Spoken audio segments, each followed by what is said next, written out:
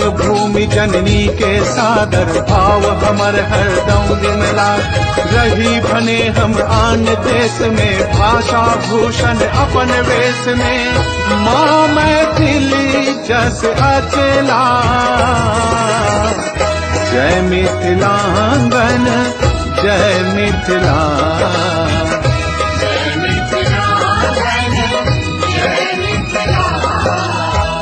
माँ मैथिली जस अचला।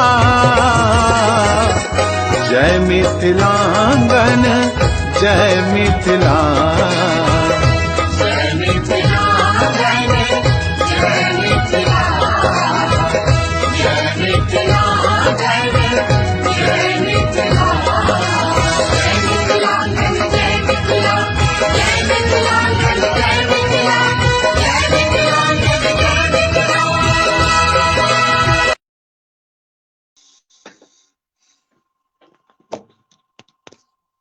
नमस्कार। आइ मिथिलांगन के सब दर्शक के हम सब एक नया गेस्ट से मिलावा जा रहल छी। अहाँ सब देखने हैं जते कला के कार्यक्रम होय छै, ओहिमे हम सब कोनो न कोनो कलाकार के बजबै छी, हुनका से बातचीत करै छी और हुनकर कला के संपूर्ण पक्ष के सामने रखै छी। आइ वही कड़ी में हम अहाँ सबसे मुलाकात करवा जा रहल छी रामपुर सनकोर्थ के धीरेन्द्र कुमार जी। ई एकटा नया माध्यम के कलाकार शायद नया एहि दुआरे हम कहि रहल छी, बहुत गोटे मिथिला के कलाकार छथि जे पेंटिंग में काज करै छथिन, कपड़ा पर काज करै छथिन, सिक्की में काज करे वाला के बहुत कम कलाकार छथिन। तो धीरेन्द्र जी सिक्की में काज करे वाला बहुत महत्वपूर्ण कलाकार छथि, इनका राष्ट्रीय पुरस्कार से सम्मान कयल गेल छै। आइ हमरा सबके बीच में धीरेन्द्र जी छथि, स्वागत कयल जाए। थप्पी पैर का हुनका जोरदार थप्पी पैर का हुनका स्वागत करियौ। धीरेन्द्र जी आओ। नमस्कार। नमस्कार धीरेन्द्र जी नमस्कार। हाँ, आवाज आबि रहल अछि ने धीरेन्द्र जी? जी जी आवाज आबि रहल अछि। हाँ ठीक छै।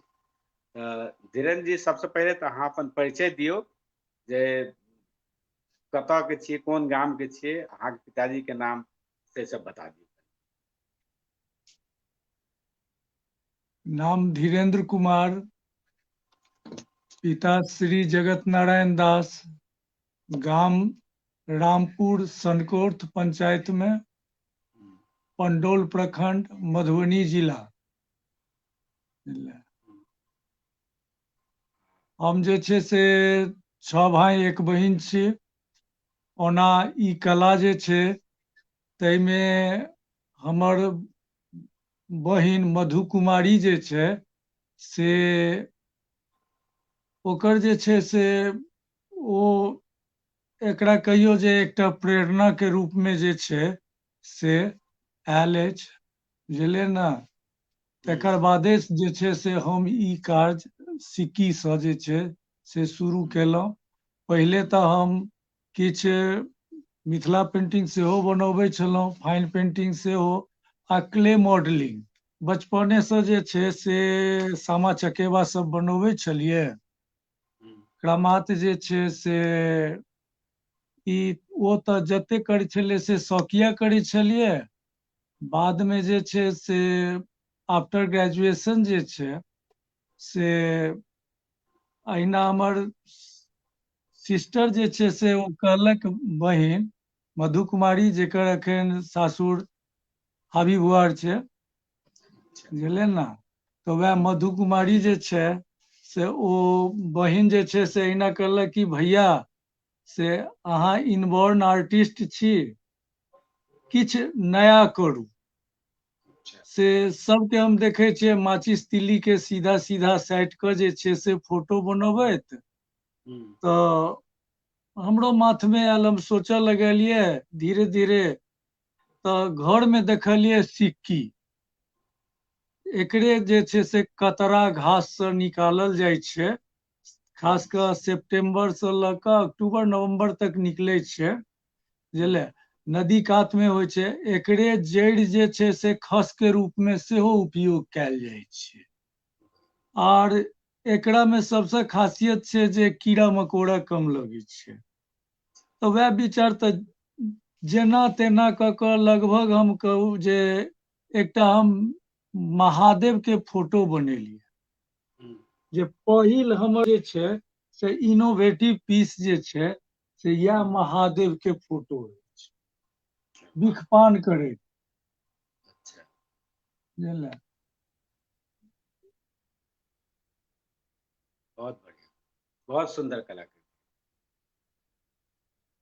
तऽ एहि सिक्की के जे छै से हम शुरू केलियै। सिक्की जे छै से तऽ एकरा कहियो जे वेस्टे प्रोडक्ट छै, चूंकि फूडर के रूप में काज नहीं अबै छै। आ आब सिक्की के बारे में हम किछु बता दै छी जे ई वेटीलैंड में पायल जाइ छै। एकरे जड़ि जे छै से खस के रूप में उपयोग कैल जाइ छै, और अपन नॉर्थ ईस्टर्न एरिया जे अछि ओहिठमा जे छै उम्हर एम्हर जे छै से एकर सिक्की के इनफ्लोरल पार्ट्स जाहि पर फ्लावरिंग बर्ड और लगे छै, ओही सूट के जे छै से डिवाइड क क या ओकरा संपूर्ण रूप से जे छै से एतऽ प्रारंभिक काल से जे छै, आदि काल से जे छै से बुनाई के काज के रूप में मौनी, पौती, डलिया ई सब विभिन्न तरह के खिलौना ई सब जे छै से एहिसँ बनै छै।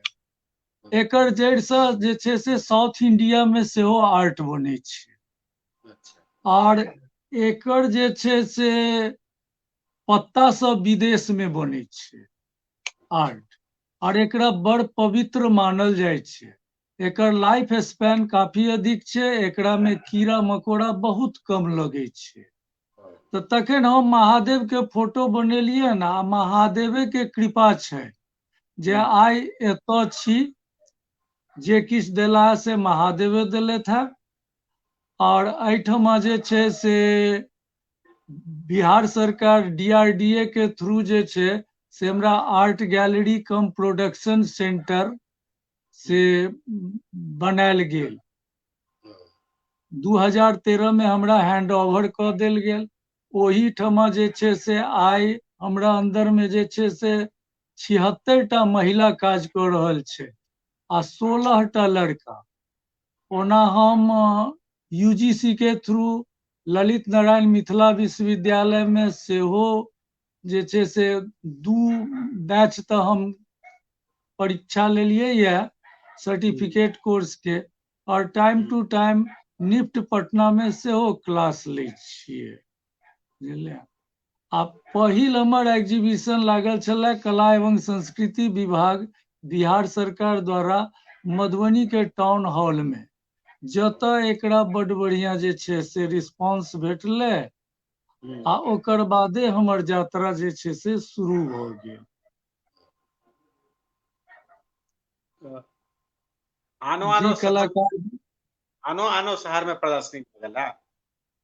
हाँ हाँ, बैंगलोर लगेलियै या, दिल्ली लगेलियै या, ओकर बाद पूना सेहो, कलकत्ता, पटना एहि सब में लगेलियै टाइम टू टाइम।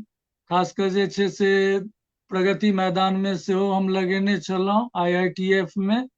पहिल 1997 में हम लगेने छलहुँ, तऽ 97 से लऽ कऽ 98, 99,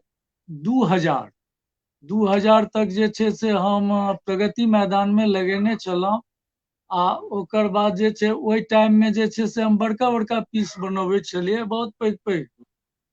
तऽ बाजार लऽ जाइ छलियै तऽ ओहिठमा से हमरा जे छै से लोक तऽ सुन्दर जे छै से कहै छलथि बड्ड सुन्दर बनल है, लेकिन जे हमर मेहनत छलए ओहि हिसाबसँ ओहिठमा लोक नहि अफोर्ड करै छलखिन।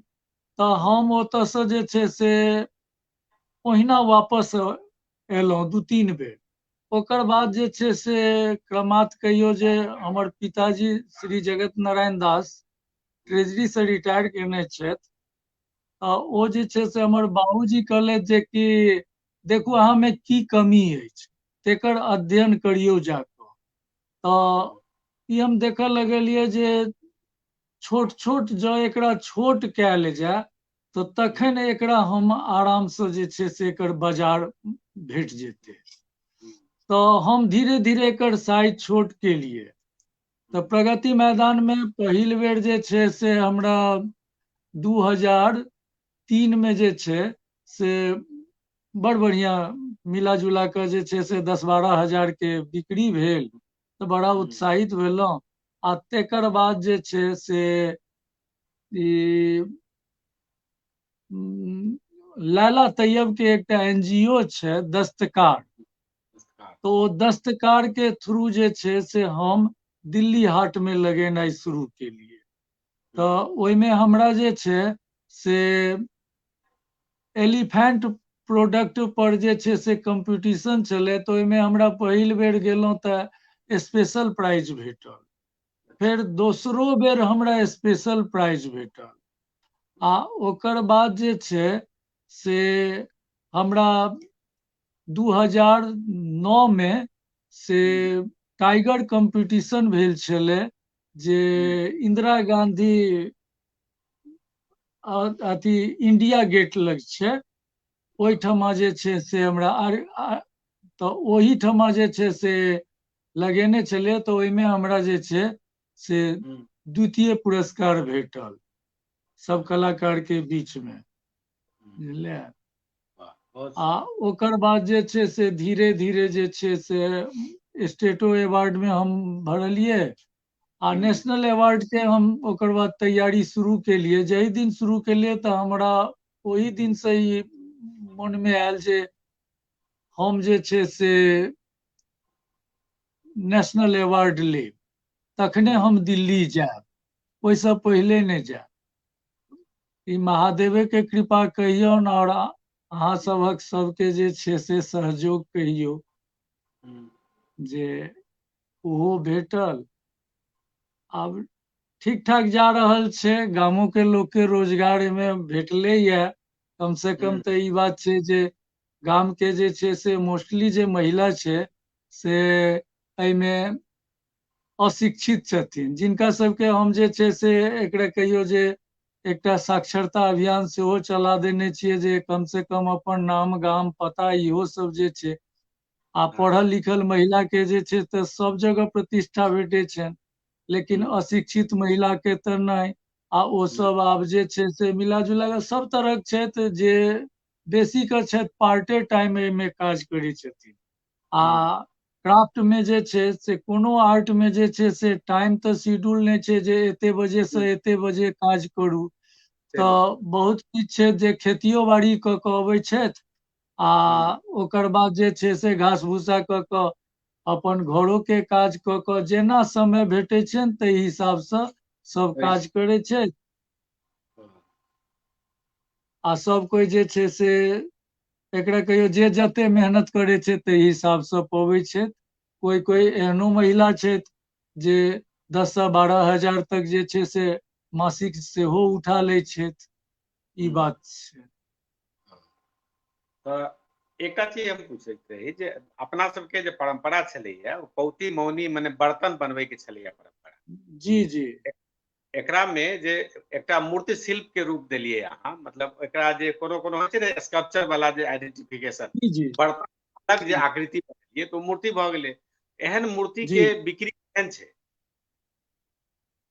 हाँ बड़ बढ़िया छै बहुत बढ़िया बाजार एकरा में एकटा की छै तऽ ई गोल्डन जे छै से लगे छै और एकर हर तस्वीर में उभार लगे छै अबै छै ताहि के चलते ई जे छै से बहुत आकर्षक लगे छै चमक दमक बहुत ज्यादे नहि छै कोनो आर्ट जे होइ छै कला होइ छै जेकरा बेर बेर देखबै जँ आँखि पर अहाँके ओकर जे छै से कोनो तरहक तनाव नहि आयत तो ओकरा बेर बेर देखबै तऽ से एकरा में तऽ एकर तऽ नेचुरल कलर में हम बनबै छियै तऽ ताहि दुआरे जे छै से ई कनि बेसी लोकके प्रभावित करै छै बुझलियै और एकरा तऽ हम बहुत तरहसँ जे छै से लऽ गेलियै या जेना छै जे एहिके हम विभिन्न माध्यम पर सेहो करे के प्रयास केलियै या देखियौ ई भेलै टेबुल लैंप छै लैंप सेट एहि लैंप सेट पर जे छै से हम सिक्कीसँ जे छै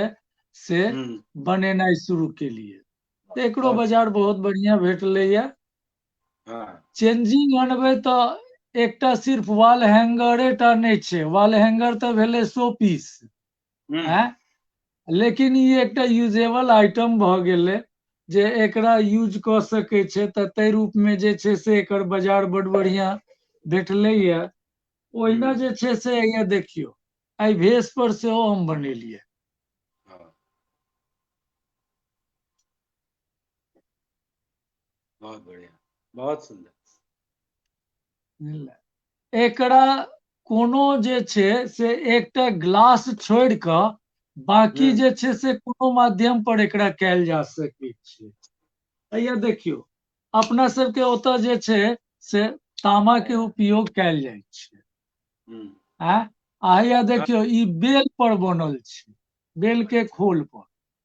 बेल के फूल, बहुत सुंदर। अहिना हम पेपर वेट, ओकर बाद जाकऽ पेन होल्डर जे छै से पेंसिल होल्डर ई सब जे छै सेहो सब हम बनबै के प्रयास केलियै या। इवन तक कि ईयर रिंग तक हम बनबै छी, जे जे गामो में जे छै से ईयर रिंग हमरा बड़ बढ़िया बिका जाइया, बुझलियै। 4,000 5,000 के महीना जे छै से एहिठमा आर्ट गैलरी से जे छै से बिक्री होइ छै। तऽ एकरा में जे छै से कोशिश करै छियै जे विभिन्नता आनिए हर हमेशा। तऽ ओहि हिसाबसँ जे छै से बाजार जखन छोट से छोट आइटम बनेबै तऽ ओ गामो पर बिकेतै, आ पैघ शहर में जेबै तऽ पैघो बिकाइ छै, छोटो बिकाइ छै। बड़का पसन्द केलथि, आ जँ नहि एफोर्ड करै छथि तऽ छोटो जे छै से ओ लऽ जेता। तऽ इएह हमर प्रयास रहैया।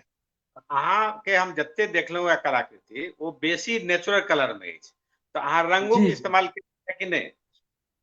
हाँ रंग के इस्तेमाल केलियै या, लेकिन सिक्की से जे छै से एकर रंग जे छै से बेसी टिकाउ नहि होइ छै।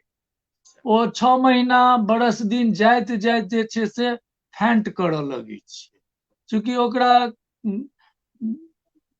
पानि में तऽ ओकरा जे छै से बॉइलिंग वाटर में दऽ कऽ डस्ट कलर जे छै से ओहि भरी वाला रंग से जे छै से ओकरा रंगल जाइ छै।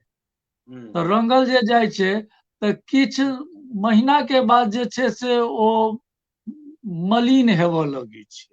लेकिन नेचुरल कलर में जँ जँ पुरान होइ छै तऽ आरो सुंदरता एकरा में निखार अबै छै, बुझलियै। तऽ हम सिक्की के जे छै से एकरे जे छै से हम बेंडिंग करनाइ शुरू केलियै। अच्छा हैया एहि रूपसँ, हैया उंगली के माध्यम से देखियौ एना कऽ बेंड करनाइ शुरू केलियै। अच्छा ठीक।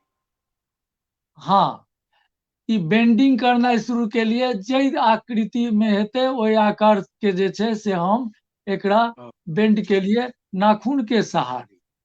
तऽ ई जे बेंडिंग भेलै, तऽ एहि बेंडिंग के एकरा bending cutting and pasting method कहियौ,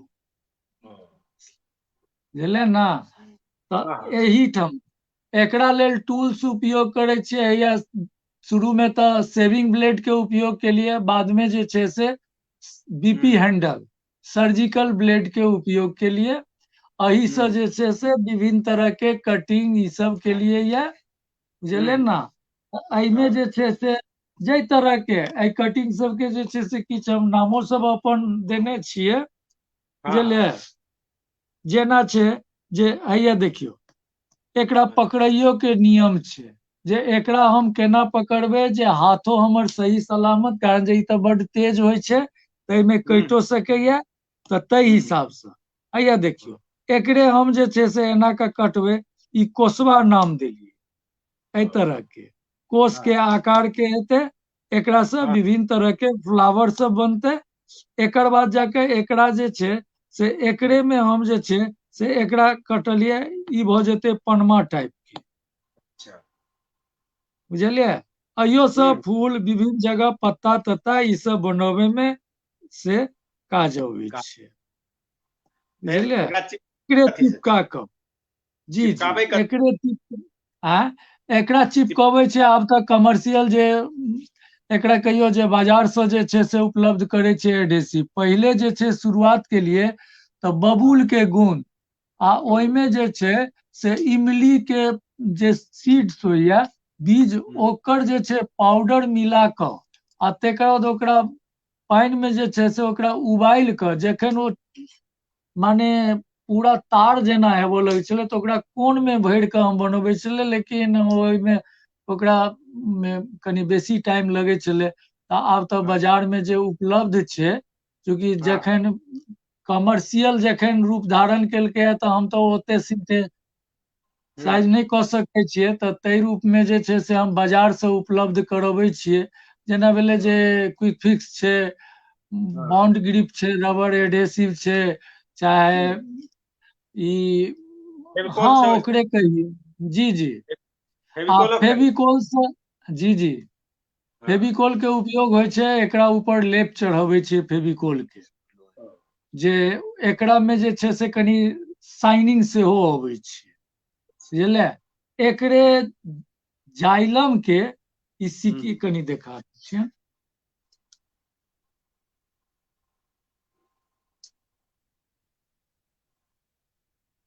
एकरे जाइलम के इरेक्ट कऽ दै छियै, उडी पोर्शन जे होइ छै तेकरा हम जाइलम के इरेक्ट कऽ दै छियै एहि हिसाब सँ।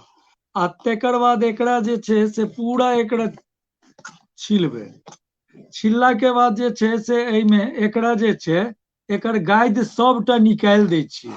आ ई गाइद निकालि जे दै छियै तऽ ई फ्लैट भऽ जाइ छै, तखन चिपकाबे में आसान। हाँ ई फ्लैट भऽ जाइ छै। तऽ ई फ्लैट जे भऽ जाइ छै तऽ जेना ये देखियौ, अखन एकटा हम फोटो देखबै छी, एहिमे देखियौ, स्क्रीन पर देखिए पीछे देखियौ, वाह बहुत सुंदर,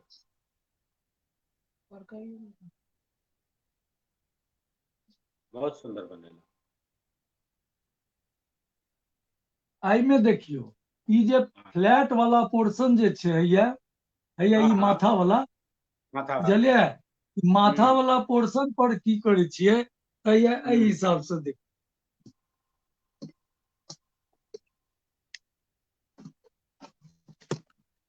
ई माथा वाला पोर्शन जे छै एहिमे एकेटा सिक्की नहीं छै, बहुत सिक्की दऽ के एना के चिपका चिपका चिपका चिपका के जे छै से बनायल गेलैया, बुझलियै, फ्लैट वर्क कयल गेलैया। तऽ एकरा लेल जे छै से एकटा कलाकार जे छै एकरा में सहूलियत की छै, तऽ एकटा कलाकार जे छै जँ एकेटा जे डिजाइनिंग करनाइ जनै छथिन, जे पेंसिल चलेनाइ जनै छथिन, आ ओ जे छै से पेंसिल चला कऽ जे छै से बहुतो गोटा के एहिमे देल जा सकै छै रोजगार। चूँकि एकरा जे छै से किछु गोटा हमरा ओतऽ सिर्फ फ्लैट वर्क करै छथिन, किछु गोटा जे छै से बेंडिंग वर्क करै छथिन, कारण जे हुनका सहूलियत होइ छनि, जे जतबे सिखने छै हुनका एहिसँ जोड़ल गेलनि धीरे धीरे। कारण जे एहिमे एकटा बात छै जे कम समय में जे छै से सीख कऽ जे छै से किछु पार्ट सीख कऽ जे छै से रोजगार जे छै से भेट सकै छै एहि माध्यम तब सँ।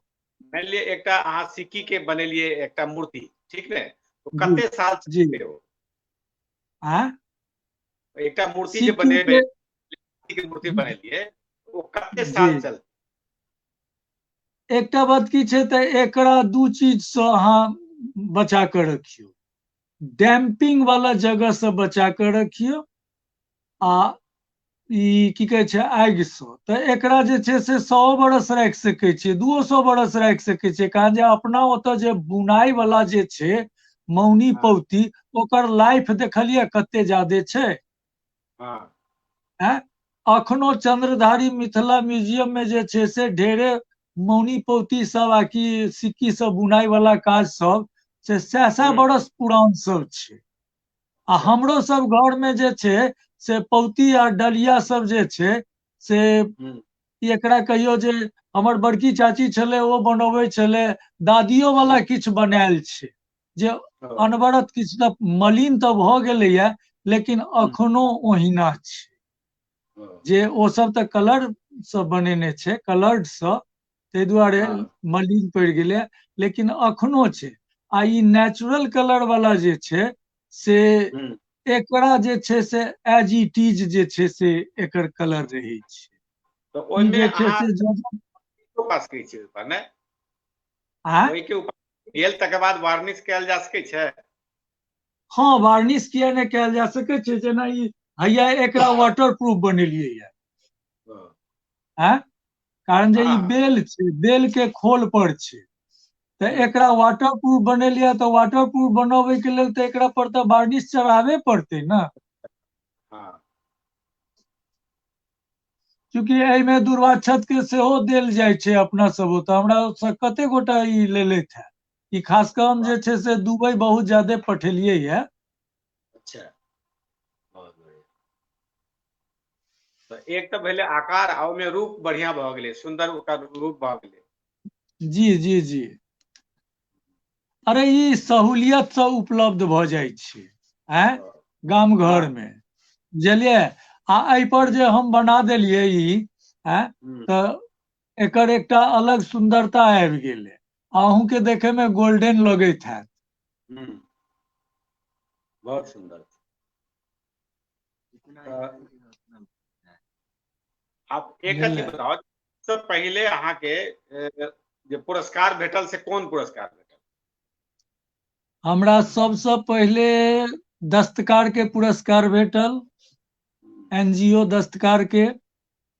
ओकर बाद जे छै से राष्ट्रीय पुरस्कार भेटल, ओकर बाद राज्य पुरस्कार भेटल है, हाँ बुझलियै? ओकर बाद कर्णश्री सम्मान भेटल है एकटा, अच्छा, हाँ बुझलियै ने? हाँ हाँ, KKM के हाँ सब, हाँ, बुझलियै? वाह, बहुत सुंदर। और एहि क्षेत्र में नया जेनरेशन आबऽ चाहे छथिन? हाँ, शुरुआत में एकरा आब कनि सुनि लियौ जे शुरू में जे छै से अपना गाम घर के जे छै हमरा बगल में से बकरी चढ़बै वाली बच्चा सबके हम पकड़लियै, ओकरा सबके चॉकलेट ई सब दऽ कऽ जे छै, लबन चूस दऽ कऽ जे छै से ओकरा सबके हम खेल धूप करा कऽ कहियो जे करबै छलियै, तऽ शुरू में जे छै से हुनका सबके हम जे छै से माने साल में हमरो तऽ, कारण जे हम एहि आर्ट के शुरुआत केने छियै, आ शुरुआत केने छियै तऽ एहिमे जे छै से आब तऽ अखन अहाँ देख रहल छियै हमर 30-35 वर्षक अनुभव, बुझलियै? जे अहाँके सामने में देखा रहल अछि, आ इहो सब हमर जे छै से विद्यार्थिये सबके बनायल छनि, बुझलियै? तऽ हुनका सबके, ओकरा सबके माथ में ढील रहै छलै, एकदम नेटा पोटा लटकल, ओहि बच्चा सबके पकड़ि पकड़ि कऽ सिखेलहुँ। आ तेकर बाद हम बाजार जेनाइ शुरू केलहुँ, तऽ शुरुआत में तऽ बिकायल नहि, तऽ किछु नहि दै छलियै, बाद में जे छै से किछु बिक्री भेलै, तऽ ओकरा सबके एकरा कहियौ जे साल भरि में हम जे छै से 200-300-400 एहि तरह से दैत गेलियै। आ धीरे धीरे भेलै, जँ बाजार एकर बढ़ैत गेलै, लोक के रिकॉग्निशन भेटलै, तऽ तेकर बाद जे छै से एहिमे माने ओकरे सबके, आब ओकरा सबके तऽ विवाहो दान भऽ गेलै, अपन सासुरो में काज कऽ रहल अछि सब, ओ ओकरा सबके धियो पुता सब सियान सब भऽ गेलैया, तऽ ओ सब सासुरो में काज कऽ कऽ एतऽ जमा करै छै हमरा सबके सेंटर पर, बुझलियै? आ आब तऽ एहिमे पढ़ल लिखल सब सेहो सब अबै छै, ओना गाम घर में कहियो जे सामान्य वर्ग जे कहै छियै, ओहिके वर्ग सँ जे छै से महिला के संख्या बहुत कम छै, बुझलियै? परिवारे नहि छै, लेकिन जे किछु छै तऽ ओकरा कहियो जे एहिमे से सब वर्ग सँ जे छै से जुड़ल छथि महिला सब। आब तऽ यूनिवर्सिटियो में बजाबते सर्टिफिकेट कोर्स भऽ गेलैया, तऽ पढ़ल लिखल सब सेहो सब एहिसँ जुड़ि रहल छथि। अखन सरकार द्वारा जे छै से विभिन्न जगह पर जे छै से एकर ट्रेनिंग प्रोग्राम सेहो देल जा रहल छै, बुझलियै? तऽ ओहि हिसाबसँ तऽ देख रहल छियै जे आब बहुत लोक एहिसँ जुड़लथि है। हम 4-4.5 हजार आदमी के जे छै से हम ट्रेनिंग दऽ चुकलियै ये एखन तक, जाहिमे लगभग जे छै से 600-700 के आसपास जे छै से एकरा कमर्शियल वे में जे छै से कऽ रहल छै। हुनका सब बुते तऽ बल्क के रूप में जे छै से नहीं सप्लाई कैल होइ छै। ई बात छै, कारण जे एकजुट भऽ कऽ करबै तऽ हमरा ओतऽ 76 टा महिला छै आ पुरुषो छै 16 टा छै, तऽ सब मिल कऽ हमरा सब ओतऽ काज करै छै। आ काज करनिहार जे छै से मूल रूप से कहियो जे 10-20 टा छै जे 24 घंटा दऽ सकै छै। बाकी जे छै से पार्ट टाइम करे छै, बुझलियै। अच्छा। लेकिन मिला जुला कऽ जे छै से बल्क के रूप में हमरा सब जे छै से सप्लाई के लिए कते जगह स्थापना दिवस भेलै, पर्यटन विभाग तैयो में हम सब केलियै या, कैटा शोरूम छै तैयो सब में हम सब सप्लाई करे छियै। आ विदेशो एतऽ से जाइ छै, ई बात छै। से विदेशो जाइ छै तऽ थ्रू माध्यम के, ओहिमे जे छै डायरेक्ट तऽ हमरा एक्सपोर्ट लाइसेंस अछि ने, तऽ ओकरा थ्रू जाइ छै। अच्छा, TTCH के। दिल्ली में अहाँ मेला, जी जी जेना मेला छै, अहाँके INA मार्केट में दिल्ली हाट छै, तै सब में अहाँ लगेने जी हेबै। आन राज्य के दिल कलाकार रखै छथिन हाँ अन्य माध्यम। हाँ, दिल्ली हाट में हम 2006 में लगेने छलिए अच्छा। DCH के थ्रू। तेकर बाद तऽ दस्तकार के थ्रू लगेनाइ शुरू केलिए, बाद में दस्तकारी हाट समिति के थ्रू लगेलिए, बुझलियै। चूँकि दस्तकार किसान हाट में चलि एलै तऽ किसान हाट जे छै अंधेरिया मोड़, तऽ ओहिठमा जे छै से बाद में आब हम कोशिश करै छियै जे हाट बाजार कम जाइ छियै, अच्छा। कारण जे ओहिठमा गौर केलियै या जे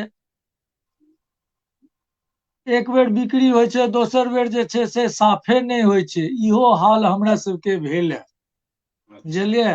एहन टाइम में वो लागि जाइ छै एग्जीबिशन, आ दुनिया के NGO के थ्रू जाउ तऽ दुनिया के पैसा लगै छै, अच्छा। बुझलियै। तऽ तखन जे छै से हम धीरे धीरे जे छै से ओहि सबसँ सिमटऽ लगलियै। आ दोसर बात छै जे कॉन्टैक्ट तते ज्यादे भऽ गेलै, तऽ अखन तऽ ई एकर कहियो जे ई शैशवे काल में छै।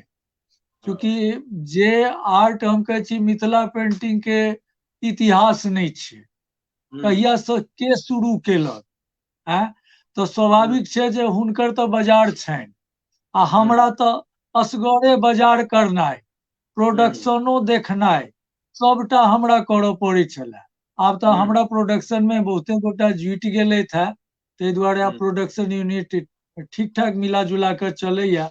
अखनो ई अपना पैर पर नहि भेलैया, बुझलियै। कारण जे कतेक प्रोडक्शन हेतै, कते गोटा के हाथ में गेलैया। बहुते गोटा जे एहि लाइवो के देखैत हेता, तऽ हुनको सब ओतऽ एकर पहुँच नहि भेलैया, कारण जे हम कतेक सप्लाई करबै।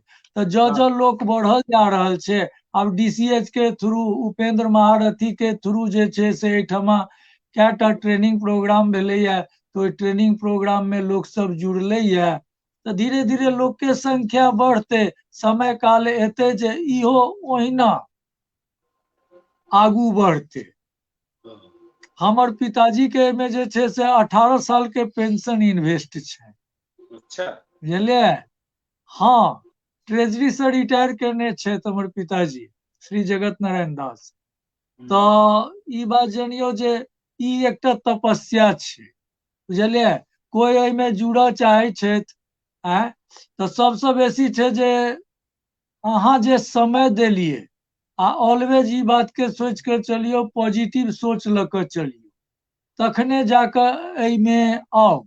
आ नहि तऽ शौकिया के रूप में करै छी तऽ बड़ बढ़िया बात छै।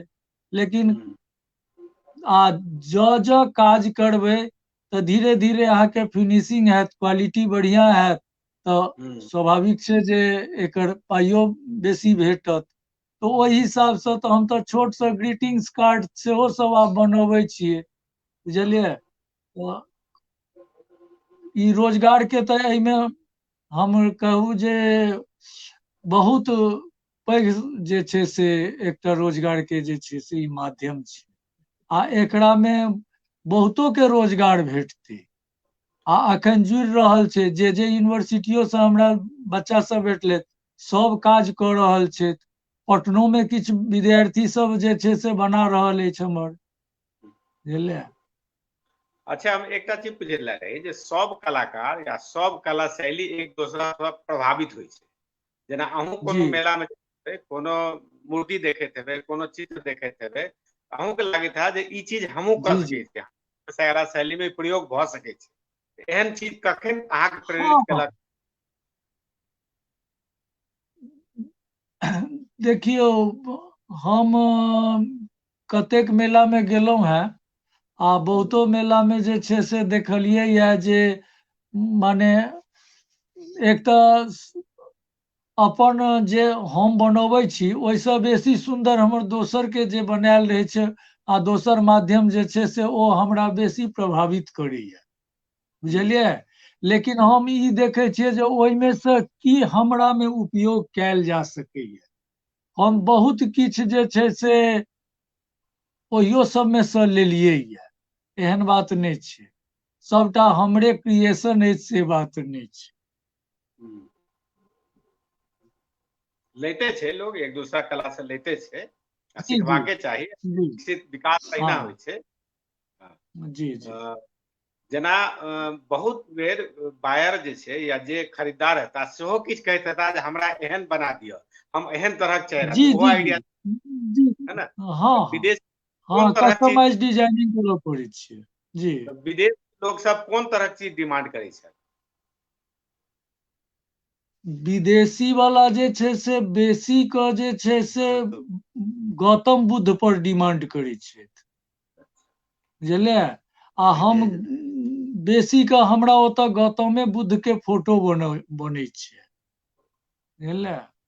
हाँ हाँ, आ एकटा बात कहै छी जे हमरा स्टेटो अवार्ड भेटल अछि से गौतमे बुद्ध के हम फोटो बनेने छलियै।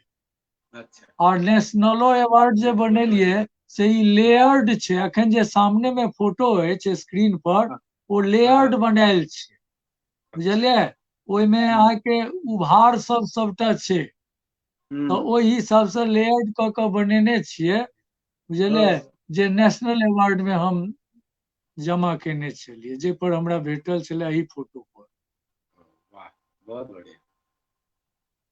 तब एकटा भेलै जे बहुत लेयर में अहाँ काज केलियै, बहुत विषय में काज केलियै, मूर्ति में केलियै, चित्र बनेलियै, ठीक ने। तऽ जी संजय जी, अहूँ किछु पूछऽ चाहै छियनि तऽ पूछियौन, धीरेन्द्र जी जी से जी जवाब देथिन। जी हमरा तऽ बड़ा प्रतीक्षा छलै जे हम कखन मौका निकाली हम प्रकट भऽ जाय। हम्म, पहिल गप जी तऽ जी हमरा होइ छलै जे हमही टा छी मिथिलांगन के डिजिटल मंच पर या मिथिलांगन से जुड़ल एहन व्यक्ति जे अखन फिलहाल में जे सुर संग्राम कार्यक्रम है 72टा महिला संगे काज कऽ रहल छी, मुदा ई हमरो से ऊपर छै, 76टा संगे काज कऽ रहल छथिन। हमरा होइ छलै जे हमहीटा 72टा महिला के लऽ के चलि रहल छी, मुदा अहाँ धीरेन्द्र कुमार जी सैल्यूट अछि अहाँके।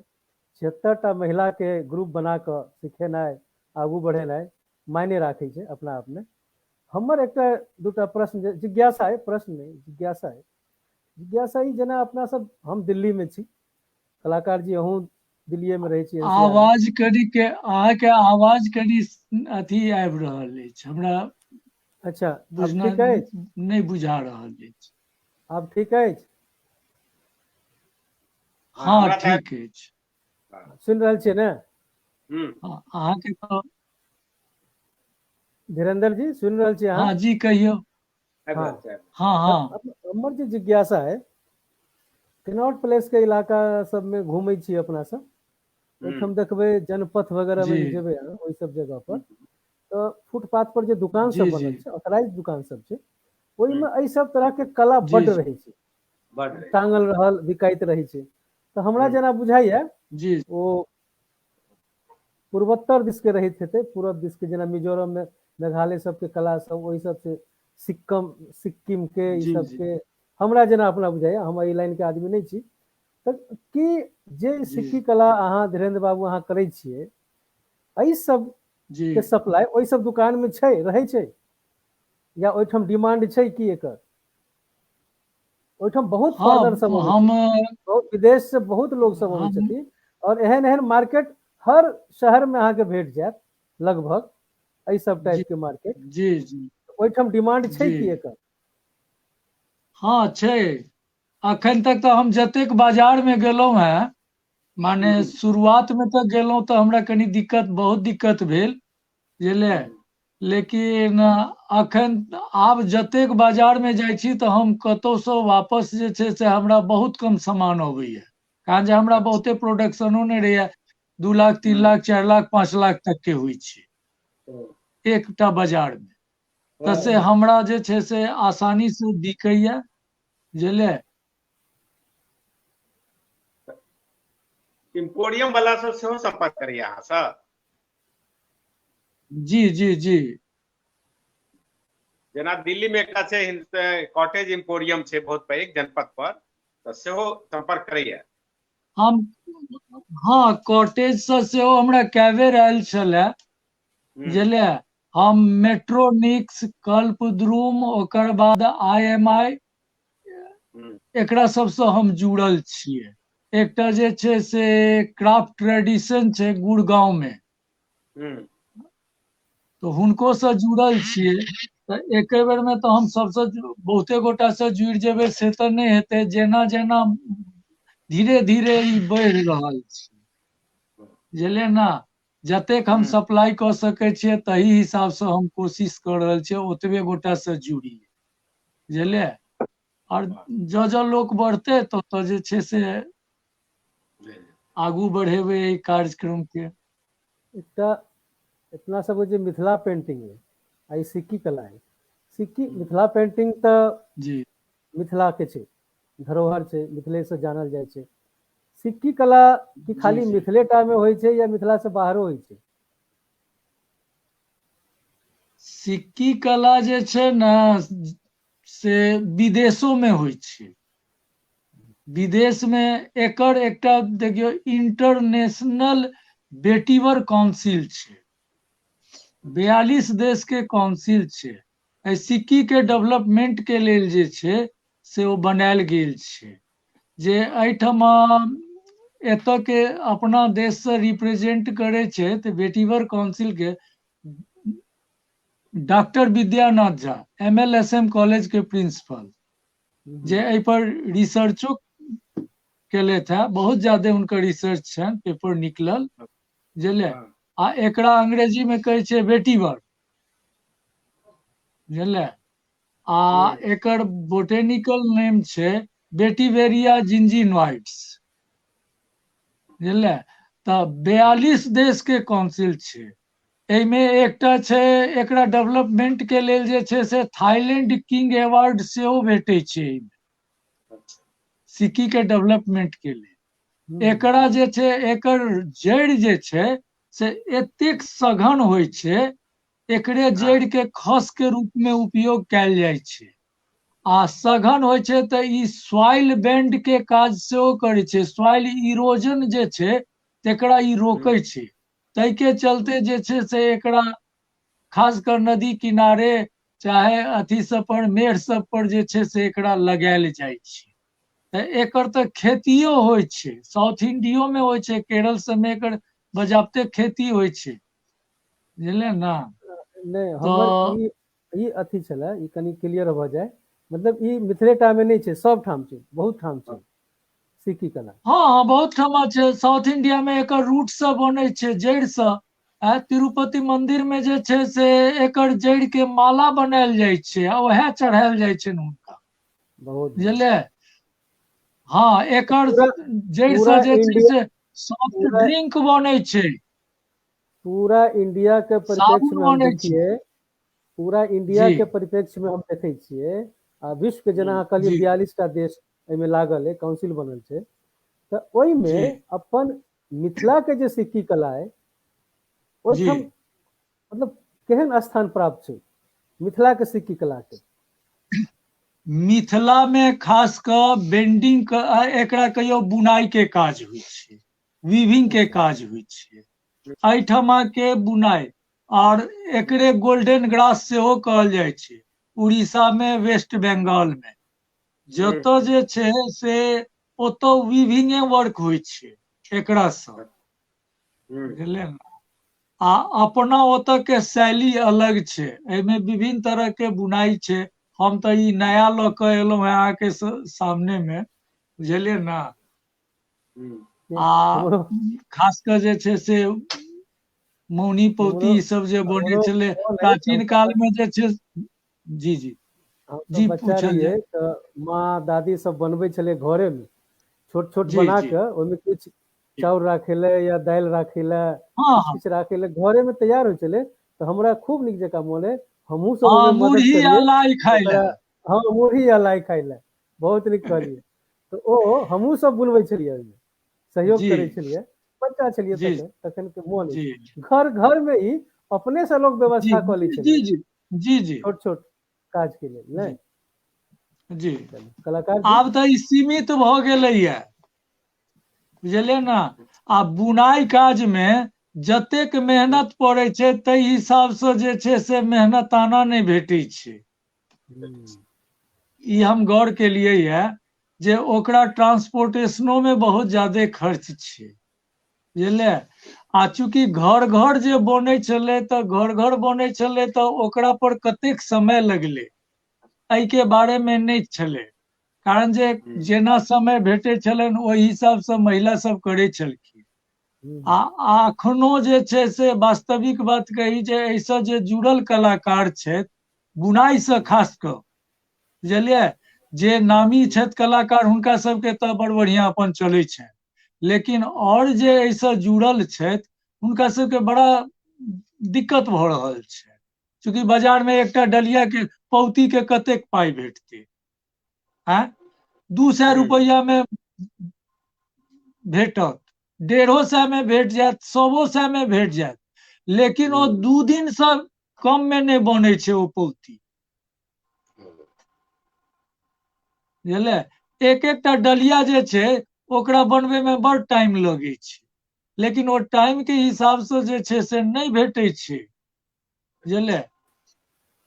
अच्छा, बहुत रास दर्शक मतलब सब आ जुड़ल एही में छथि। छै हम ई सब बनबै बहुत छी, हम रास जे शुरू केलहुँ ताहिमे बहुत रास दर्शक सब जुड़ल छथि। एकटा एहिमे की पशुपति होइ झा छै जी तऽ कम जगह में एकटा बेसी प्रश्न से बेसी सामान जे छै से अहाँ बाहर भेज सकै छियै।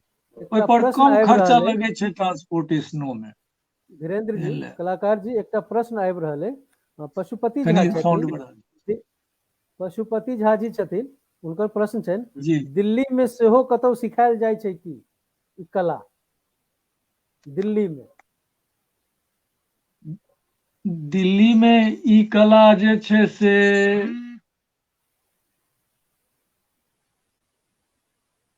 हाँ, आब आवाज आबि रहल अछि? हाँ, हम सुनि रहल छी अहाँके, कहियौ। हाँ, अखन तक तऽ दिल्ली में जे छै से नहि सिखायल नहि जाइ छै। ऑनलाइन किछु हम क्लास लेलियै यऽ, बुझलियै।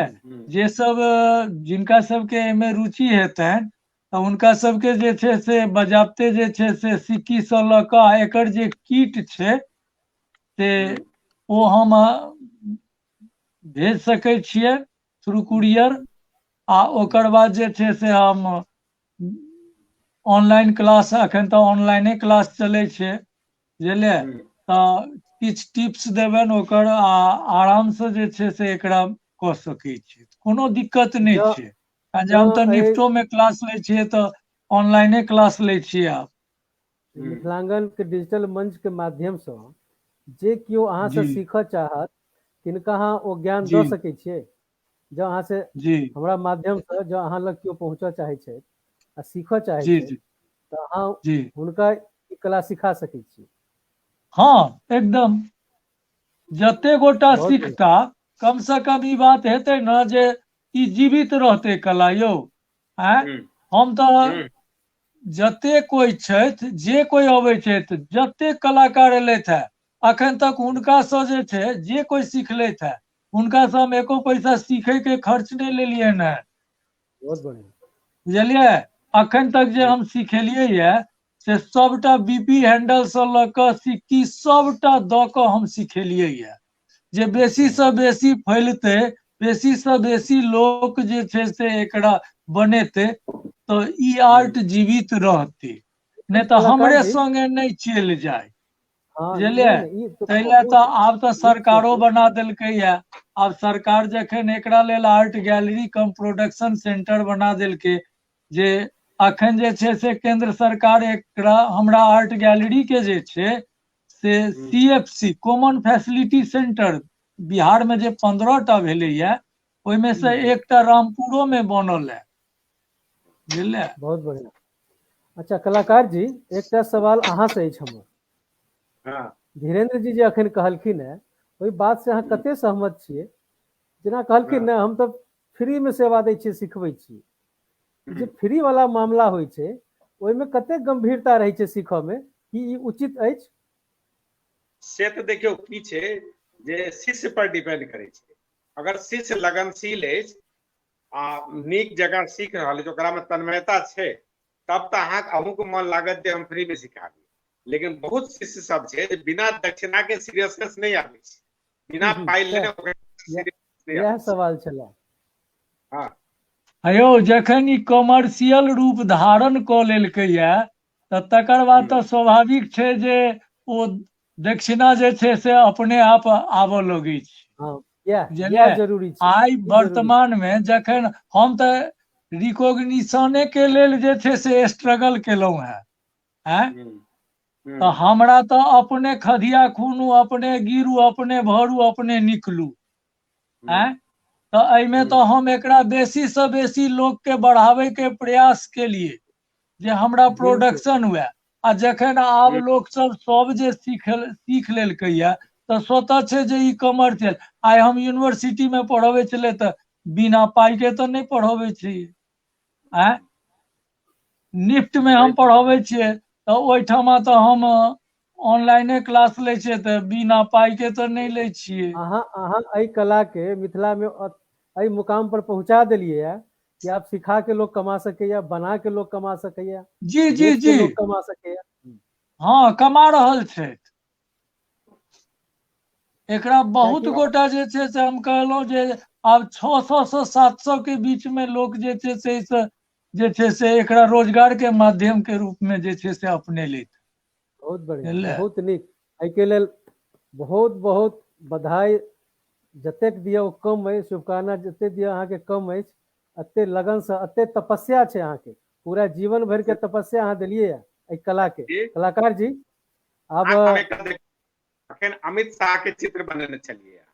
हाँ ई अहाँ देखेलो ने अमित शाह के पोर्ट्रेट, जी तहिना ई जे हाँ ई बला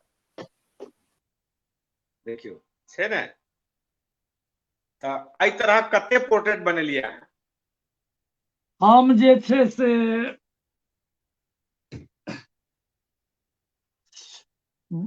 बहुत गोटा के दादा दादी के बनेलियै या, नाना नानी के बनेलियै या, माँ पिताजी के पोर्ट्रेट बनेलियै या, नीतीशो कुमार के बनेलियै। ओकर बाद जाकऽ जे छै से हिनकर ई पाठक जे छथि सुलभ इंटरनेशनल वाला, तो बिंदेश्वरी पाठक, तो हुनको जे छै से हम फोटो बनेने छलियै। एहि तरहक चित्र जे छै एहिमे रेट भेटै छै, एकर पैसा भेटै छै नीक कि नहि? हाँ बड़ बढ़िया, एकर पोर्ट्रेट में बढ़िया पाई भेटै छै। मने मूर्ति के अपेक्षा कनि बेसी भेटै छै। जी जी जी। अरे पोर्ट्रेट में जे छै से कनी समय लगै छै, कारण जे ओहिमे जे छै से आब ओ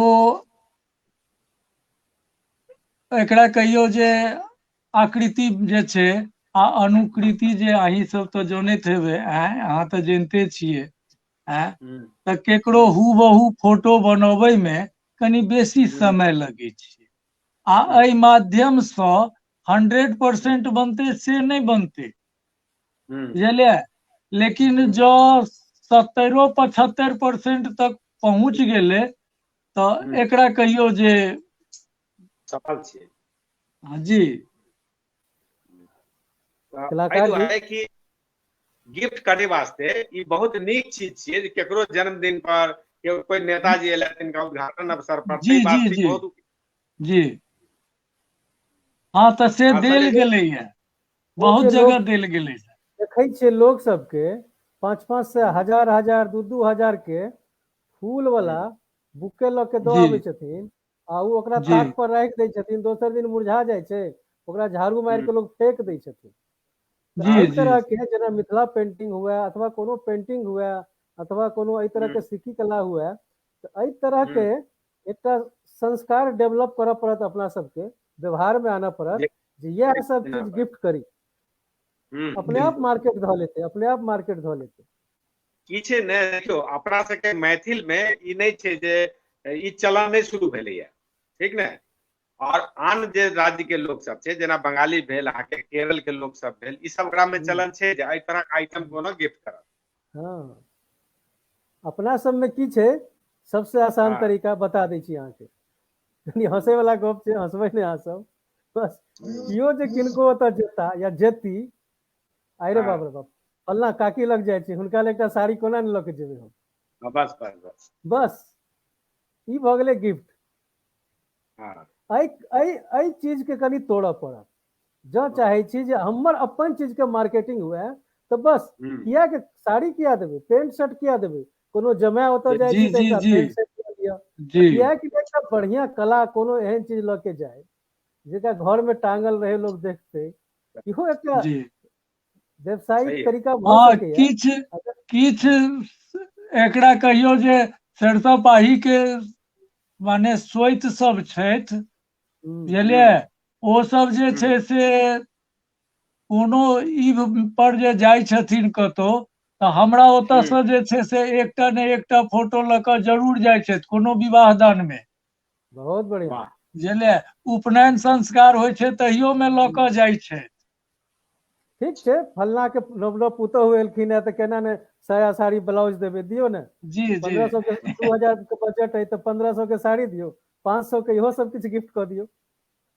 जी अपन जी मिथिला के बिजनेस ऐसे बढ़त, एहि सब कला के, या मिथिला सही है। पेंटिंग हुए या जी सिक्की कला हुए, अपन जे धरोहर सब है तकरा जे बाजार में आनऽ के या प्रचलित करऽ के, ये एकटा नीक माध्यम भऽ सकैया, जे अपन आनी व्यवहार में तो ओना तऽ जी अपन अपन इच्छा होइ छै लोक के, लेकिन की जी जी कलाकार जी खुशी होइया कोनो बंगाली जे कहै छै जे हमर बंगाल के फिल्म मेकर के अहाँ जानै छियै, ओ जे छलखिन से बहुत बढ़िया फिल्म, सब्जीत राय से नीक कोई फिल्म मेकर नहीं भेलै, शरद चंद्र से बढ़िया कोई राइटर नहीं भेलै, ठीक ने। तहिना फलाना के देखलिए वही से बढ़िया कोनो हीरो नहीं, लेकिन अपन क्षेत्र के, मिथिला के या बिहार के लोग के ई कमी हम देखे छियै जे अपन लोग के आगू बढ़बै के उत्साह नहीं छै, या अपन कला के आगू बढ़बै के उत्साह नहीं छै, दोसर दिस आकर्षण बेसी छै, बेसी छै। बेसी छै। अपन अपन जे मूल चीज छै तकरा अपना से, हालांकि आब तऽ बहुत हम देख रहल छियै कलाकार सबके जे उमंग छनि, जे की कहै छै ओकरा, एकटा अभियान चलेने छथिन सब केओ मिल कऽ, आब हमरा बुझाइया आबै वाला दिन में भविष्य नीक हेतै एहि कला सब, जेहन जेहन कार्यक्रम सब चलि रहल है जागरण के, या जी जी एही सोशल मीडिया के माध्यम से एकरा छोट छिन एकटा टीवी अहाँ कहि लियौ, चैनले कहि लियौ, और दूरदर्शने ने होइ छै टीवी माने यौ, इहो दूरे से दर्शन जी भऽ रहल छै, इहो एकटा अपना सबके बच्चा छलियै तऽ याद छलै छोटी लाइन आ बड़ी लाइन जी रेलगाड़ी के, जी जी तहिना ई एकटा छोटी लाइन छै अपन सबके, ई जे सोशल मीडिया है, ई जे डिजिटल मंच है, लाइव जे अपना सब छी, तऽ इहो मंजिल तक पहुंचाबै छै, एहन बात नहीं छै, अहू से जी पहुंचतै। जी जी अपन सबक विचार है जे कहऽ चाहै छियै लोक सबके, अपना सब बतबऽ चाहै छियै, एहि माध्यम से देश विदेश, अखनो अहाँके हम बता दी धीरेन्द्र जी, रशिया से अमेरिका से लोग देख रहल छै अहाँके, अखन अहाँके देख रहल छै, तऽ ई सौंसे जी अहू माध्यम से, एहि छोटी लाइन के माध्यम जी से सेहो एक अपना बहुत सब, बड़का मंच छै। हाँ सबठाम पहुंच सकै छियै, देखन में छोटल लगे छै खाली, लेकिन एकरो हाँ बहुत बहुत दूर तक छै, दूर तक छै। बहुत पैघ ठीक माध्यम। छै, आब 9 बाजि गेल अपन सबक समय के, ई पेंटिंग प्रतिभा के, हम किछु फोटो अहाँके देखा दै छी, बुझलियै, बाकी है तऽ कलाकार जी बस कह लिया। हैया वाह, देखियो कते सुंदर देश चित्र बनेलखिन हैं, वाह।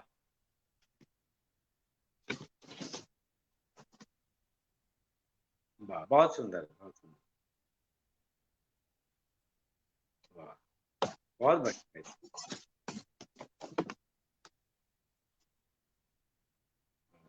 वाह वाह, बहुत बढ़िया। आ यह बोधि वृक्ष अछि। हाँ, वाह, बहुत बहुत सुंदर है, कते सुंदर है बनाया है, डेकोरेशन देखियो कते सुंदर छै। वाह, ठीके कहलियै, नेचुरल कलर में कनी बेसी बढ़िया लागे छै। जी जी, नेचुरल कलर में बेसी बढ़िया लगे छै। हम्म। एहि तरह जे छै छोट छोट यूनिट के पूरा दीवालों में लोग म्यूरल बना सके छै ने। हाँ, बहुत छोट छोट जे छै ने से 4टा 5टा हम सीरीज में सेहो जे छै से बनबै छियै।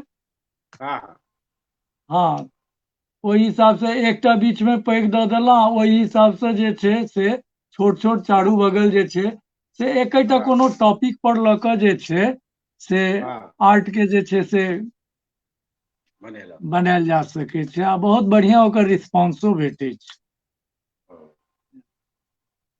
तऽ कोनो बहुत पैघ प्रदर्शनी में अहाँ के काज शामिल कैल गेल है से बताउ। पैघ प्रदर्शनी में हाँ, तऽ ईपीसीएच के तऽ प्रदर्शनी में जे छै से शामिल कैल गेल है। इधर की होइ छै ने, बीचे बिकाय वाला काज एकटा अलग होइ छै, सम्मान भेटे वाला काज एकटा अलग होइ छै। जी तऽ ओ दुनू क्षेत्र में काज करऽ पड़ै छै कलाकार के, जी जी जी है ना।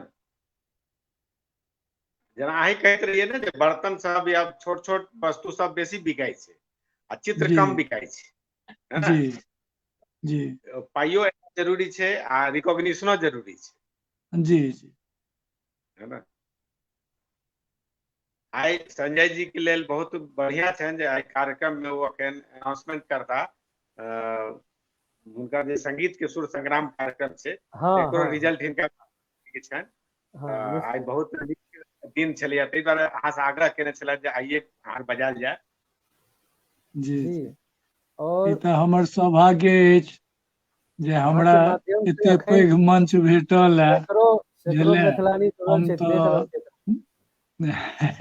मिथिलांगन के सब सदस्य के आ खास कऽ जे छै से अहाँ एते पैघ कलाकार हैं, जिनका से जे छै से पहिलेहो तऽ परिचय छलै है, बुझलियै ने। हाँ आ दोसर बात छै जे बहुत किछु अहाँ से हमरा जे छै से भविष्यो में सीखै लए भेटत, कारण जे हम तऽ कतहु ट्रेनिंग नहि लेने छी, बुझलियै ने।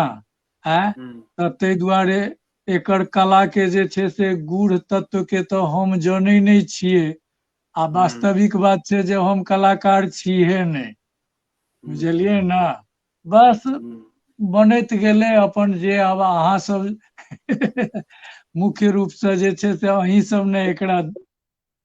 धीरेन्द्र जी देखियो अखने दुलारी देवी के पद्मश्री भेटलनि हँ, ओहो कलाकार नहीं छलखिन, ओहो गेलखिन पहले महासुंदरी देवी के अंगना में काज करे ला, अब बनि गेलखिन कलाकार। कलाकारे ने देश के सबसे पैघ कलाकार, पद्मश्री सम्मान छोट मोट सम्मान नहीं जी छै, जी जी है ना। भगवान कोन रास्ता केम्हर ले जाइ छथिन, की करा लै छथिन से हुनके हाथ में बुझल छै।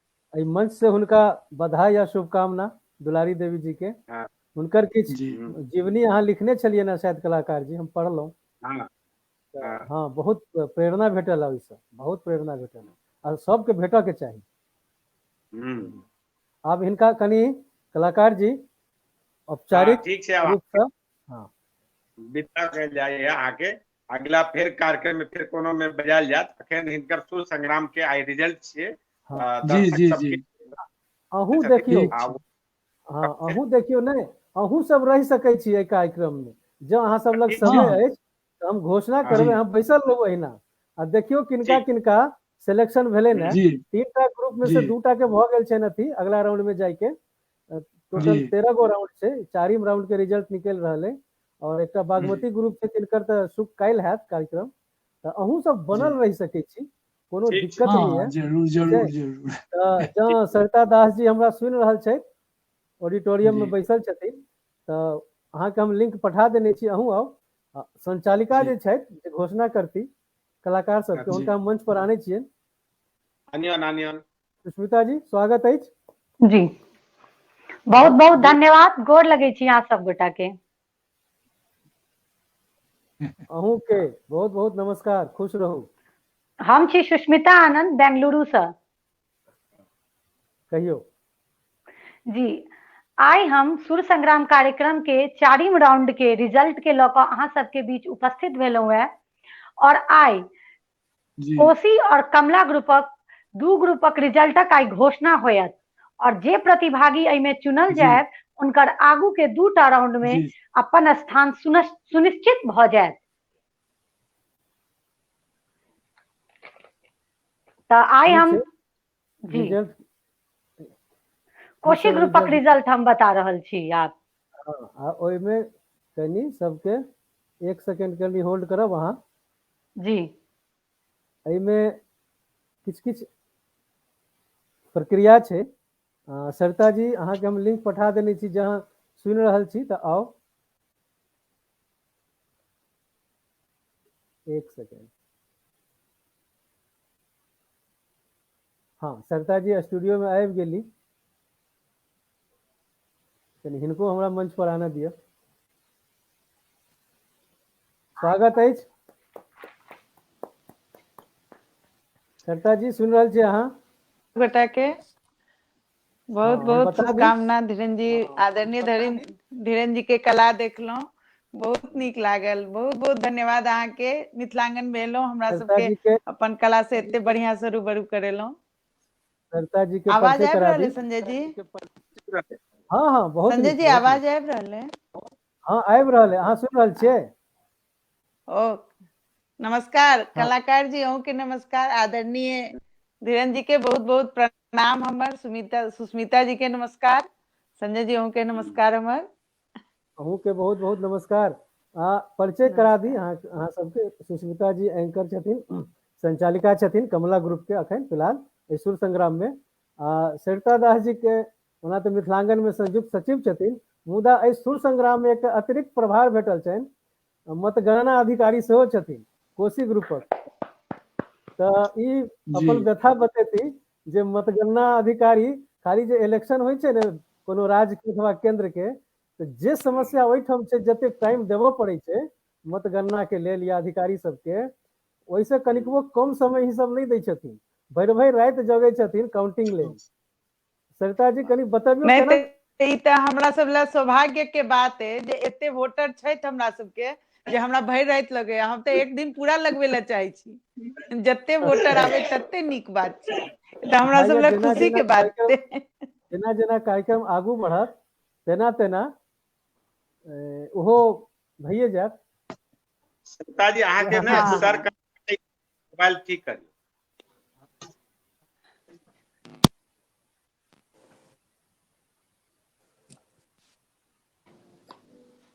संजय जी आप ठीक है। हाँ आप ठीक ठीक है, है। ठीक है। अहाँ सबके ठीक है। आवाज में कनी प्रॉब्लम भ रहल है। मोबाइल चेंज कर लियो की? नहीं नहीं आबि रहल। आबि रहल ठीक है। हाँ हाँ। चलू बहुत बढ़िया। बहुत बहुत तऽ शुभकामना सब गोटा के। नया जे छथि कलाकार सब हमर। चलू तऽ शुरू कयल जाय कलाकार जी। हाँ शुरू करिए। सुष्मिता जी जी बतबियौ कनी। जी आब हम कोशी ग्रुपक प्रतिभागी सबके नामक घोषणा कऽ रहल छी, अहाँ सब ध्यान सब सुनब। अखन किनकर घोषणा करबै अहाँ? ओ जे 13 टा जिनका जज चुनलखिन है, जी ई जजमेंट प्लस ई- वोटिंग के जे आधार छै, ओहिमे बेसी जी प्रभाव जज के रहै छनि, वो चुनै जी छथिन। तऽ अखन जी जज वाला अहाँ कोशी सुनेबै। ग्रुप 13 टा जे चुनाव होय वाला छलै जी से जी सुनबियौ। जी कोशी ग्रुपक 13 टा प्रतिभागी के चुनाव वोट और जजमेंट के आधार पर भेल अछि और उनकर नामक घोषणा हम कऽ रहल छी। और अहाँ सबके बहुत बधाई। और पहिल छथि सुकांता भास्कर जी, इनकर कोड अछि MSS 179। तो बहुत बहुत बधाई सुकांता जी अहाँ के। दोसर छथि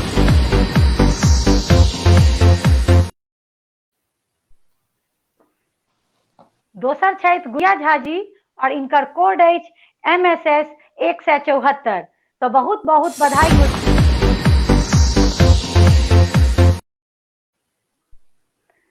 तेसर छथि माला झा जी और इनकर कोड अछि MSS 171।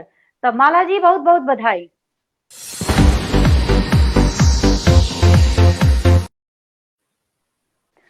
आप छथि कल्याणी ठाकुर जी और इनकर कोड अछि MSS 168। बहुत बहुत बधाई यहाँ के।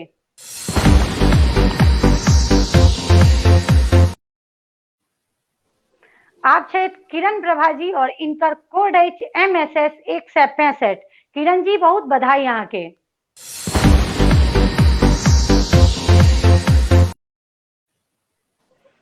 आप छथि करिश्मा ठाकुर जी और इनकर कोड अछि MSS 160।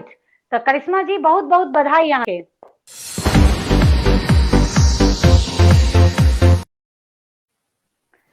आप छथि मनीषा कुमारी जी और इनकर कोड अछि MSS 153। मनीषा जी बहुत बहुत बधाई यहाँ के।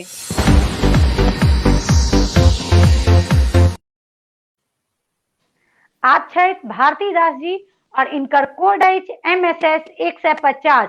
तो भारती जी बहुत बहुत बधाई यहाँ के।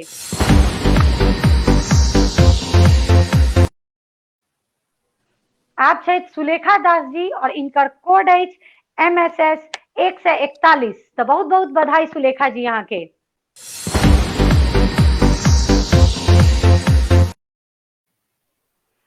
आप छथि रेणु कंठ जी और इनकर कोड अछि MSS 135।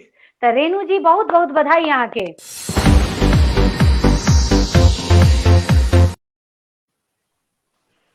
आप छथि खुशबू कर्ण जी और इनकर कोड अछि MSS 123। खुशबू जी बहुत बहुत शुभकामना यहाँ के।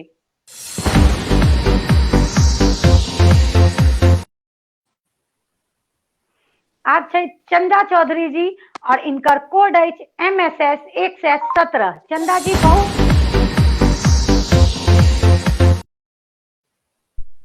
आप छथि आरती मिश्रा जी और इनकर कोड अछि MSS 111। बहुत बहुत बधाई यहाँ।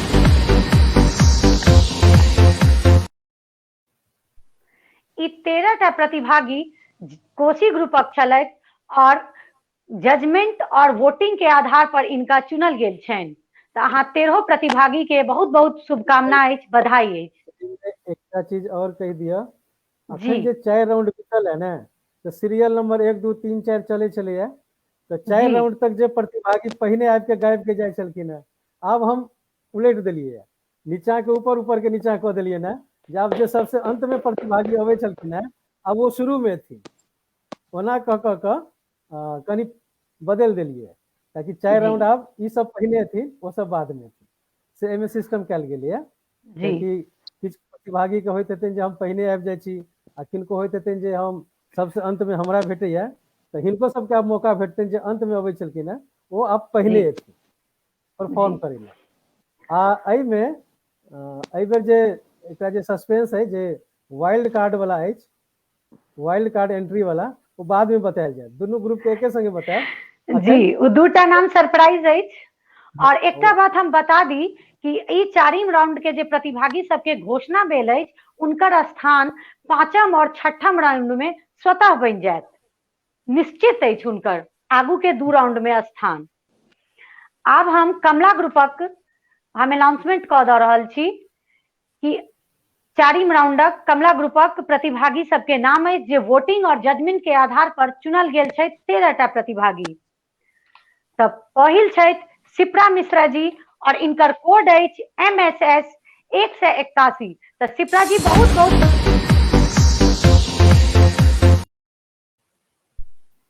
आप छथि कुमारी अनिमा और इनकर कोड अछि MSS 175। तो अनिमा जी बहुत बहुत बधाई।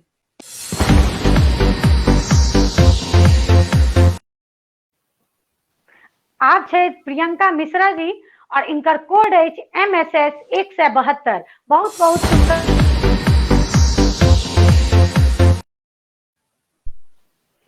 आप छथि प्रेमलता झा जी और इनकर कोड अछि MSS 151। बहुत बहुत शुभकामना।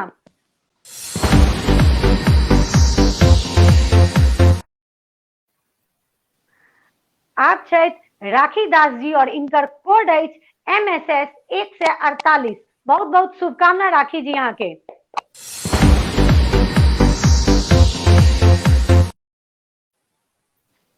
आप छथि स्वाति दास जी और इनकर कोड अछि MSS 142। स्वाति जी बहुत बहुत शुभकामना अहाँ के।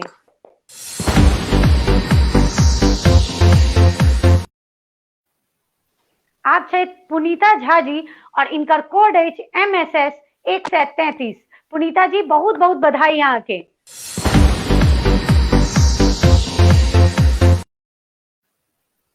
आप छथि नीलम मल्लिक जी और इनकर कोड अछि MSS 130। नीलम जी बहुत बहुत शुभकामना।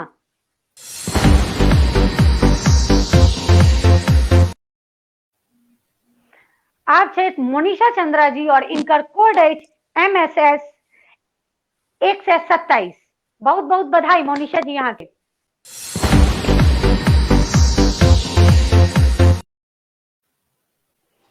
कामनी चौधरी जी और इनकर कोड अछि MSS 124। तो बहुत बहुत बधाई यहाँ के।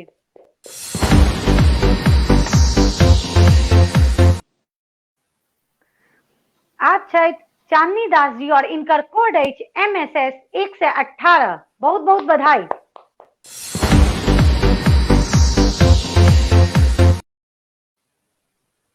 अर्पिता ठाकुर जी और इनकर कोड अछि MSS 118 115। तो बहुत बहुत बधाई अर्पिता जी यहाँ के।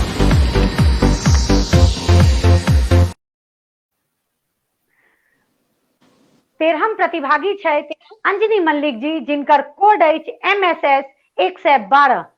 तो बहुत बहुत बधाई।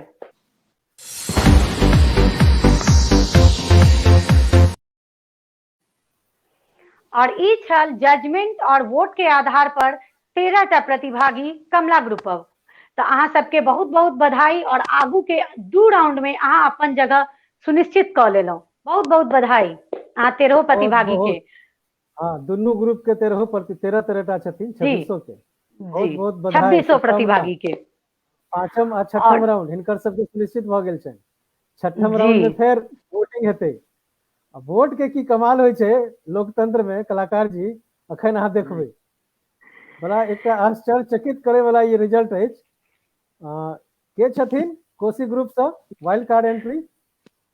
पहले तो दर्शकगण बहुत बहुत धन्यवाद अहाँ के कि अहाँ सब भारी मात्रा में वोट केलौं, जेके कारण एक प्रतिभागी के वाइल्ड कार्ड एंट्री मिलल कोसी और कमला दुनू ग्रुप में। तो कोसी ग्रुपक जे प्रतिभागी छथि उनकर नाम छनि गीतांजलि दास जी और इनकर कोड अछि MSS 120।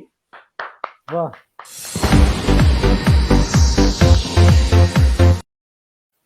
एक सेकेंड बहुत बहुत आभार। एक सेकेंड गीतांजलि दास जी के लेल कहि दी पिछला बेर जे दोसर राउंड में वोटिंग भेल छलैया तहू में हिनका वाइल्ड कार्ड एंट्री भेटल छलैन वोट के आधार पर। मात्र वोटर सब जे 4टा छटल एलिमिनेट भेलखिन है तई में वोट के आधार पर गीतांजलि जी के दोसर बेर वाइल्ड एंट्री भेटल है, वाइल्ड कार्ड एंट्री। ई संजोग अछि वोटर के कृपा हिनका पर बरस रहल छै। अब तो गीतांजलि दी हमरो सब दिस से बहुत बहुत बधाई अहाँ के शुभकामना। दोसर बेर फेर अहाँ वाइल्ड कार्ड एंट्री ल के आबि गेल छी संग्राम में, सुर संग्राम में। कमला ग्रुप से के लेलखिन है वाइल्ड एंट्री। जी कमला ग्रुप जे एलखिन या वाइल्ड एंट्री हम पहले उनकर कोड कही छी MSS 169 कामनी दास जी। तो बहुत बहुत बधाई कामनी दास जी यहाँ के। बधाई देवा दिए चलिए।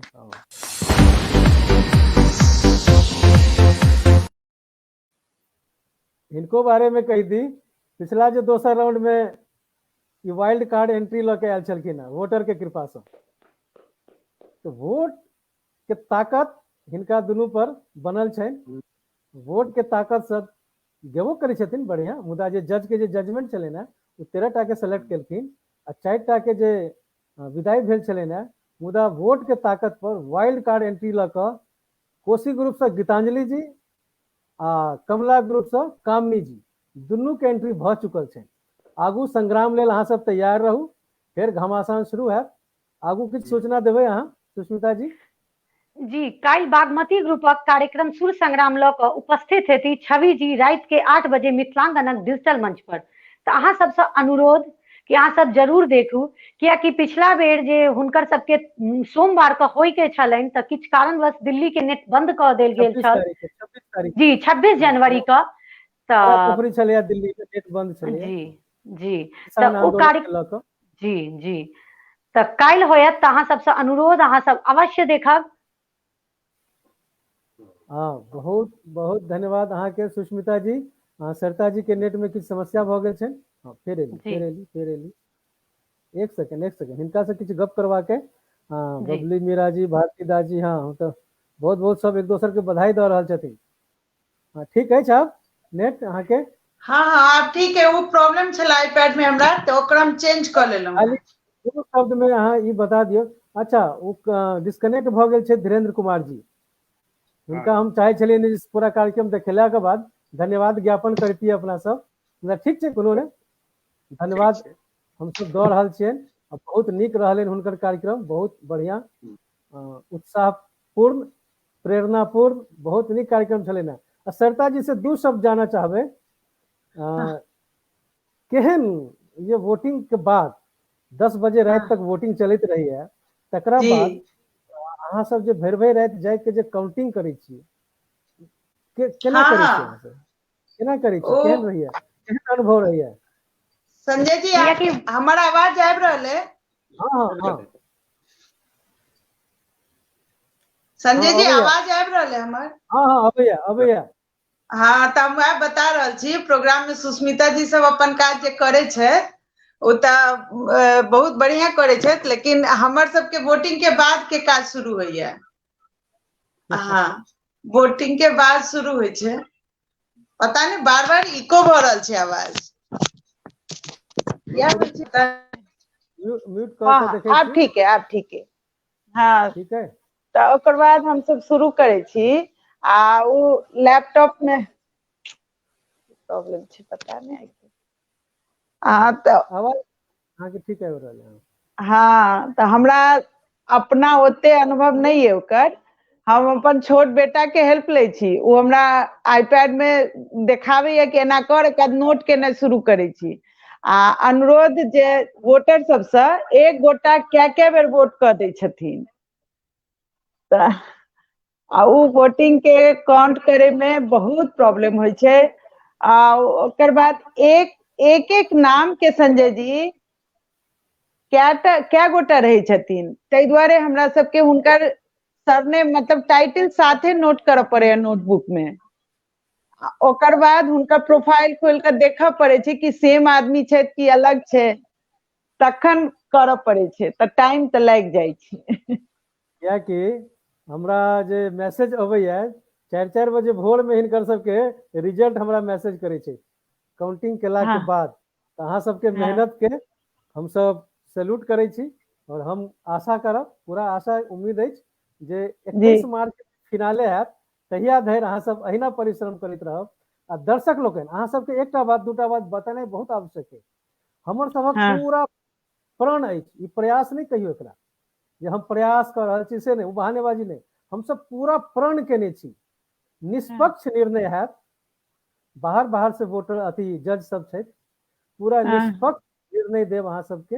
निष्पक्ष हमर सबके जे मतगणना अधिकारी सब छै, पूरा निष्पक्ष। आई तऽ अहाँ के सोशल मीडिया में फेसबुक पर अछि, अहाँ सब अपन अपन वोट गिन सकै छी। चूंकि जजक निर्णय अंतिम हैत, एहि में हमरा सबके टैलेंट के निकाले के धीरे धीरे सबके मौका सेहो देबाक है, आ टैलेंट के सेहो निकालऽ के। मुदा एकटा वोटर के ताकत छै, वोटर के सेहो सुनल जाइ छै, आ वोटर में एते ताकत छै जे एकटा के तऽ एंट्री कराइए दै छथिन, वाइल्ड एंट्री। जिनका पर हुनकर कृपा बरसि जेतनि हुनका तऽ एंट्री फाइनल तक लऽ जा सकै छथिन वोट कऽ कऽ। ताहि दुआरे सही वोट बात। जरूर सब अहाँ सब निष्पक्ष रहे हमर ई कार्यक्रम। तऽ हमर सबके हम जेना कहै छी प्रण केने छी, हम सब निष्पक्ष रहब। मिथिलांगनक कोनो कलाकार के एहिमे एंट्री नहीं छै, सही बात। सब नहीं लेबऽ एहि लए देबै। गीतांजलि सही में गीतांजलि जी के वाइल्ड कार्ड भेट गेलै। उनको भेटलै ना, कामनी जी के भेटलै ना, तऽ हाँ दुनू के हाँ सहयोग छै, दुनू वाइल्डे जी कार्ड से रहलखिन है, वोटर के कृपा छै। तऽ ई कह रहल छी जे हम सब मिथिलांगन वाला हमर जे टीम है, मिथिलांगन टीम, हम सब प्रण केने छी पूरा निष्पक्ष निर्णय देव आ टैलेंट के निकाल के आनब। जते 72टा प्रतिभागी छलखिन है, अब 13 दूनी 26 आ 2 अब 28 और फिर 14टा में 14 42टा रह जेती, ठीक ने? तो 42टा रह जेती। ओहि में से आप हम सब एकोटा मिथिलांगन में एक से एक कलाकार सब छै, मुदा किनको भाग नहीं लेबे देलिए। बोले नहीं, जो हमरा निष्पक्ष रह के जे एहि मंच के विश्वसता रहत, विश्वसनीयता जे बनल रह के चाही, जे लोग भरोसा करे नहीं मिथिलांगन पर न्याय होय छै, सबके मौका भेटे छै, सबके संगे न्याय होय छै। तो उम्मीद करे छी अहाँ सब दर्शक लोकनि हमरा सब पर आशीर्वाद बनेने रहब आ भरोसा बनेने राखू। भरोसा में दम छै, पूरा भरोसा के संग हम सब पूरा अहाँ सबसे पूरा कहि रहल छी बेबाक भ क हम सब अहाँ के भरोसा पर पूरा ठाढ़ रहब, खड़ा उतरब, जकरा कही छै। और किछ सुष्मिता जी घोषणा करबे? रविंद्र जी अहाँ के बहुत बहुत धन्यवाद, बधाई। अहाँ ऑफिस में रहितो, व्यस्त रहितो, आय अहाँ एंकरिंग के लिए या होस्टिंग के लिए या कार्यक्रम के, ताहि लेल अहाँ के बहुत बहुत धन्यवाद। जे दर्शक लोकनि जे प्रतिभागी चिन्ह चाहे छी रविंद्र दास कलाकार जी के, हिनके बनायल प्रशस्ति पत्र अहाँ सबके भेटैया। जानल मानल देश विदेश में हिनकर चर्चा छनि चित्रकार के रूप में, आधुनिक चित्रकार के रूप में, और हिनके बनायल प्रशस्ति पत्र डिजाइन कैल अहाँ सबके भेटैया। ताहि के लेल अहूँ सब हिनका कनि धन्यवाद दियौ। दर्शक लोकनि खपरी बजाबियो उमर से बैस कऽ ऑडिटोरियम में। बहुत बहुत बधाई, धन्यवाद अहाँ के कलाकार जी, एतेक सुंदर प्रशस्ति पत्र बना के हमर सबके प्रतिभागी सबके अहाँ के द्वारा बनायल गेल भेटै छै। बहुत बहुत धन्यवाद दिला अहाँ के। धन्यवाद सुष्मिता जी। हम सब अब जाइ छी स्टूडियो में। सुष्मिता जी से बहुत नीक एंकरिंग, तीनों एंकर जे छथि हमर बहुत नीक करे छथि, ओहि ला बहुत बहुत धन्यवाद उनका सबके। हम सब बैस के भाषण करे छी हम, हमर तीनों महिला एंकर 2 घंटा तक, 2.5 घंटा तक ठाढ़े रहे छै, इमर से उमर से। सही बात है। चूंकि हमर सबके तेहन योजना अछि जे हिनका सबके कहलिए ने अहाँ सब ठाढ़े रहू। अहाँ सब लेल क्लास सेहो भ रहल है और बहुत बढ़िया कह रहल छै तीनों। नहीं, एंजॉय करे छै तो वो सब ई कार्यक्रम के, से नीक लगैया। बहुत बहुत धन्यवाद। जय हो नारी शक्ति। जी धन्यवाद। ठीक है सुष्मिता जी, घोषणा करू, हम सब स्टूडियो में छी प्रतीक्षा में। जी, आगू के जे राउंड होयत वो राउंड फ्री राउंड होयत और ओइमे एलिमिनेशन नहीं हैत, वोट नहीं होयत। त आगू के राउंड के 2800 प्रतिभागी नीक से तैयारी करू, बेझिझक तैयारी करू। काल्हि मिथिलांगनक डिजिटल मंच पर हमर सहयोगी और बागमती ग्रुपक संचालिका छवि जी ई कार्यक्रम ल क, सुर संग्राम कार्यक्रम ल क उपस्थित हेती अहाँ सबके बीच रात के 8 बजे। तो अहाँ सबसे अनुरोध, अहाँ सब अवश्य देखब। और दर्शकगण अहाँ सबसे विशेष रिक्वेस्ट कि अहाँ सब खूब वोट करब, कियाकि अहाँ के वोट एक प्रतिभागी के वाइल्ड कार्ड एंट्री दिया सके छै। तो अनुरोध दर्शकगण बेसी संख्या में देखू और खूब वोट करू। और ताबत हमरा आज्ञा दिया और शुभ रात्रि, प्रणाम। जय मिथिलांगन, जय मिथिला।